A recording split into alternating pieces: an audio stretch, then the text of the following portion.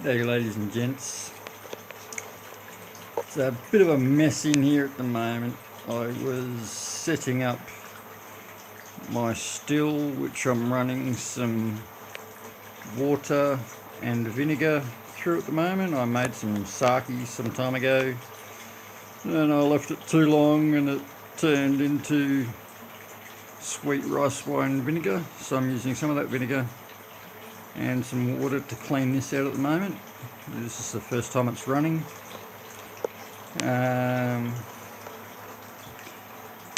usually make up a fair bit of wines and meads, so I've got a lot of those here at the moment. About 20 different varieties at the moment. Like I say, I've got stuff everywhere. I've got all my apiary gear in here and my mead making equipment, and now I've got this so that I can distill my own water for batteries and so forth.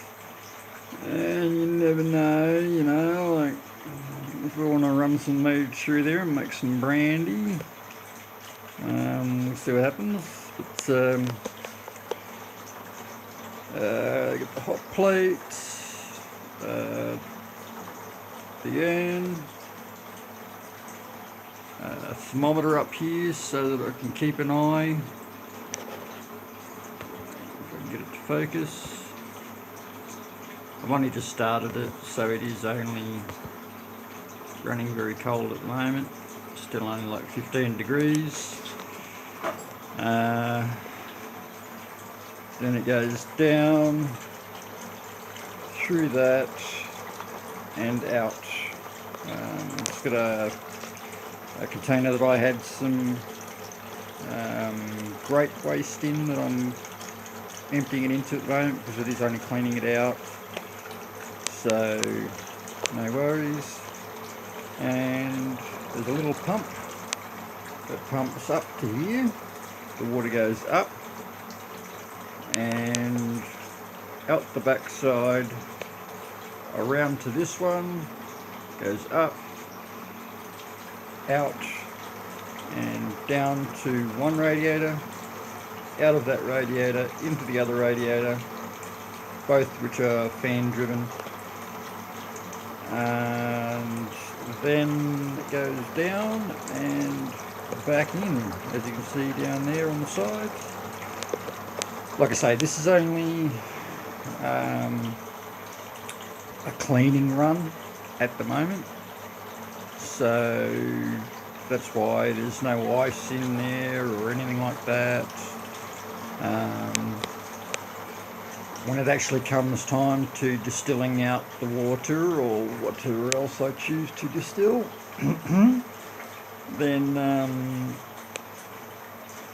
then everything will be smick and clean and ready to go. But I was sort of halfway through setting this up when I decided to finish putting up this, some of the trucks, like you get the 1 to 32 scale B double, then you've got a 1 to 43 scale. It's a triple B quad, so you got the triple B, those 3 trailers, and then the single on the back, so that's a triple B quad. Then you've got a quad road train with the 4 full-length trailers. There is a pocket road train, which is a road train but with only 2 full-length trailers.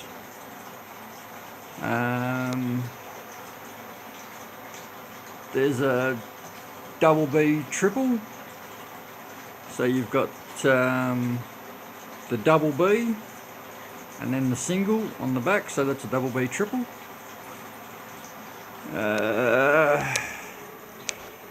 Over here there's more ones. These are the little N scale ones that I make. Little N scale road trains that I build. I had a N-scale model railway that's now on show in the town where I live, in one of the businesses down the main street, so I was right into the N-scale there for a long time. Also got some old Holdens and some old Fords and even the old XB GT sitting on the back of that truck there. So that one there's double B double quad. You got the two B doubles making a quad. The one above it, that's a quad road train driven by a triple drive. You see the 3 axles on the back of the rig, the tractor. Same as the one above it, that's got a triple drive. With that, I'm going to make a body in 6, which in Australia we've got a body in 6, which is a triple drive, the same as that, the exact same power unit, the tractor, and then it's got 6 trailers on the back of it. And you've got the Linfox road train. Standard road train is just 3 full-length trailers, same as above that.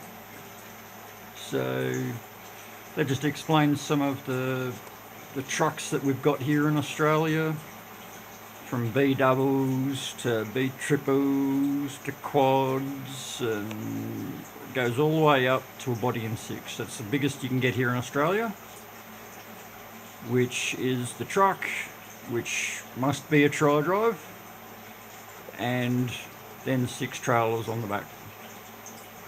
That's why it's called a body and 6.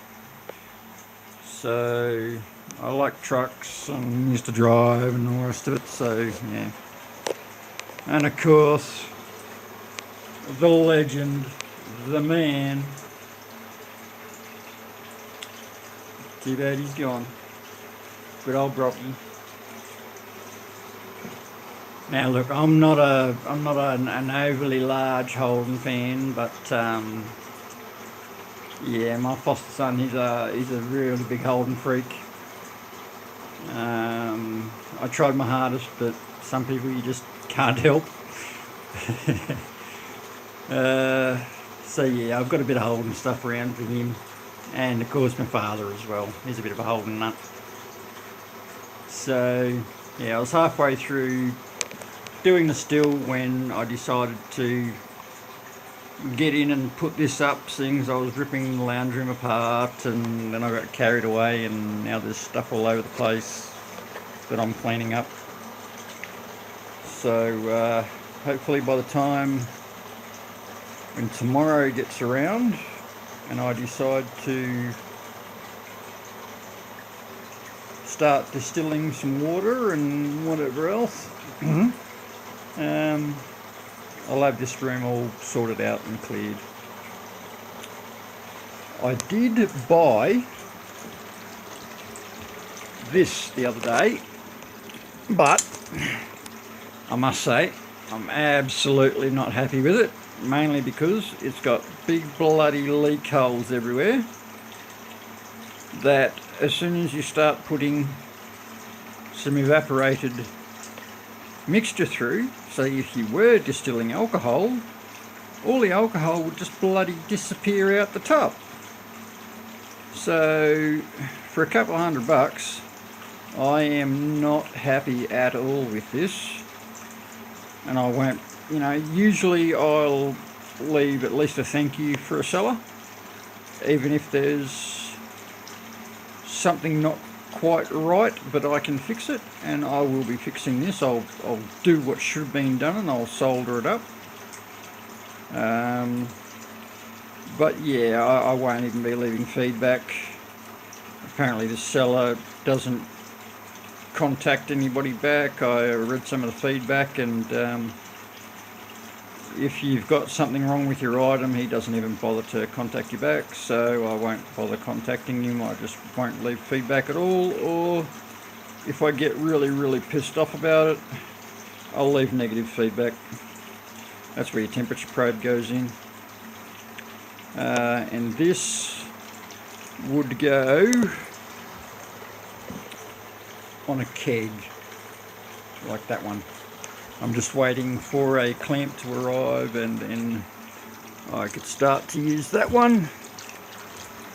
But I got this set up off of eBay a while back, and I thought, well, wait a minute, I've got a keg out the back somewhere.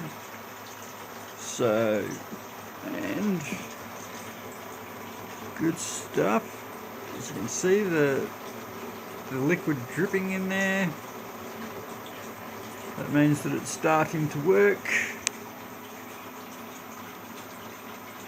And temperature has now climbed. So that is right about the temperature that you would actually be distilling alcohol at to get the alcohol itself. You want to get rid of the early stuff, which is the bad stuff. Oh yes, actually, here we go. And you can see that it's coming down and now dripping, going down the condenser. And there it goes. Actually, there's the first drop going down. How's that for timing? Now it'll go through the coil and come out. So at least I know the condenser is working absolutely beautifully. And I don't know if you guys can pick up the shimmer as the vapors cool, and then it goes down.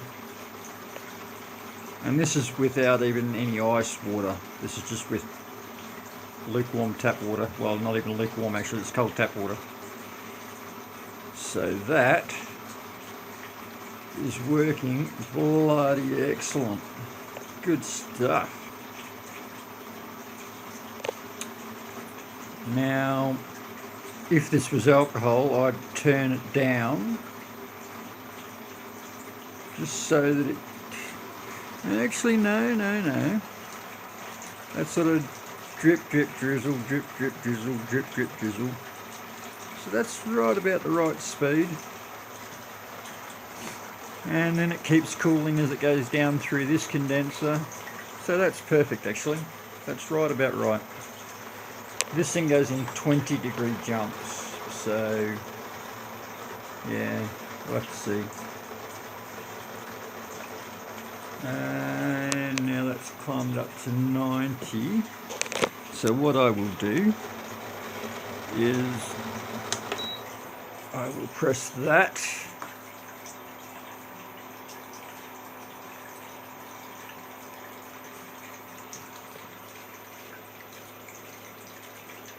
Make sure that's in there properly.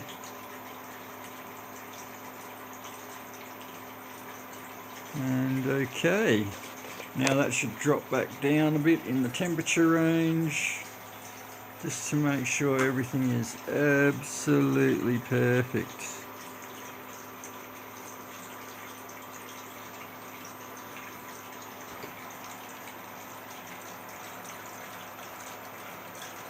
Yep, it's going alright.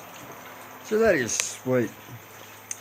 At least I can distill all my own water from my batteries now, and I can also, like I say, if I want to make up some brandy or whatever I want, I can. Now the radiators, the fans are run on a speed controller so that I can slow them down so that they stop, or speed them back up, or simply just shut them down.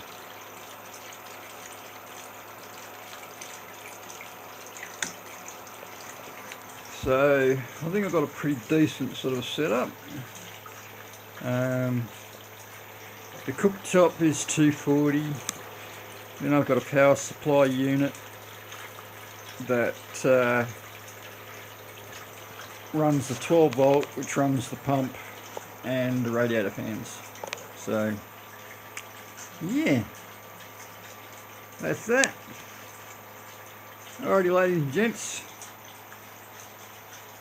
when I'm doing some distilling, I'll probably, when I'm distilling some water, I'll probably show you how it runs then. This is just a quick show of it anyway. Alright, see you later. Have a good one. Bye.